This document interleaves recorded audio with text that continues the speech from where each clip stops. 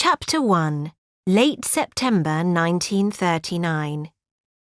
Gunshots rang out across the parkland, and Robyn slipped from a high branch of the willow tree, just managing to grab onto a lower one. The bark was coated in slimy green lichen. She climbed up to get a better look. Something was happening at the mansion.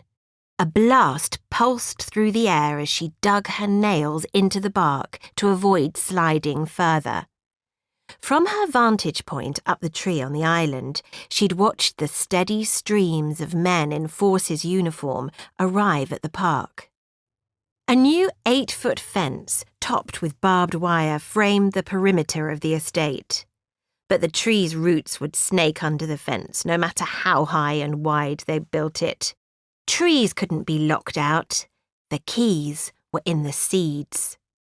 She thought about her favourite, the spiny seed pods that dropped from horse chestnut trees and cracked open when ripe to reveal all the potential future trees inside. A war couldn't stop them.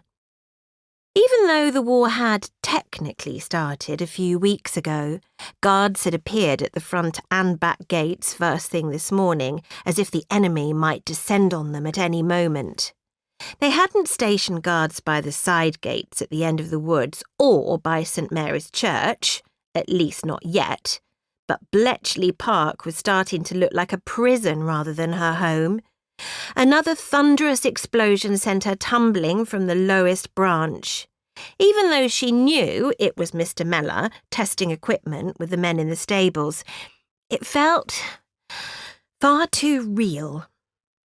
Cat-like, she landed on all fours, her hands resting on the ground confettied with leaves. The hairy white fingers of the willow mixed with the waxy, glossy green leaves of the beech. She jumped up and ran across the small island to where she'd tied up her boat. Her breath ballooned in the cool morning air, a puffball of vapours. Robyn hopped onto her boat, took up the oars and rowed swiftly back across the lake. Her father would be furious if he caught her out here. Mr. Mellor and the men who'd taken over the stables weren't just making a racket to pass the time.